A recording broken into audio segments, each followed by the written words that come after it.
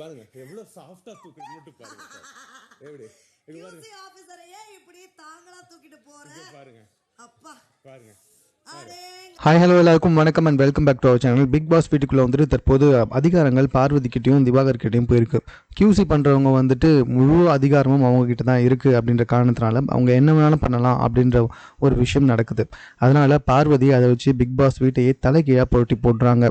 So QC ஆஃபீஸரை நல்லா கவனிச்சா தான் வந்துட்டு உங்களுக்கு அதுக்கேற்ற மாதிரி சில விஷயங்கள் வந்துட்டு செய்யப்படும், சலுகைகள் கொடுக்கப்படும், அப்ரூவல் கொடுக்கப்படும் அப்படின்ற மாதிரி வந்துட்டு சொல்கிறாங்க. ஸோ அதனால் வந்துட்டு கிட்டத்தட்ட பார்வதி எல்லாருமே தாங்குன்னு தாங்குறாங்க. அவங்களுக்கு சாப்பாடு ஊட்டி விட்றது என்ன, ஜூஸ் கொடுக்கறது என்ன, அவங்க கை காலை பிடிச்சி விட்றது என்ன, மசாஜ் பண்ணுறது என்ன, அது மட்டும் இல்லை விக்கம் அப்படியே வந்துட்டு அலேக்கா பார்வதியை தூக்கிட்டாரு. ஸோ இந்த மாதிரி வந்துட்டு பிக் பாஸ் வீட்டில் தற்போது தன்னுடைய அதிகாரத்தை நிலைநிறுத்தியிருக்காங்க நம்மளுடைய பார்வதி.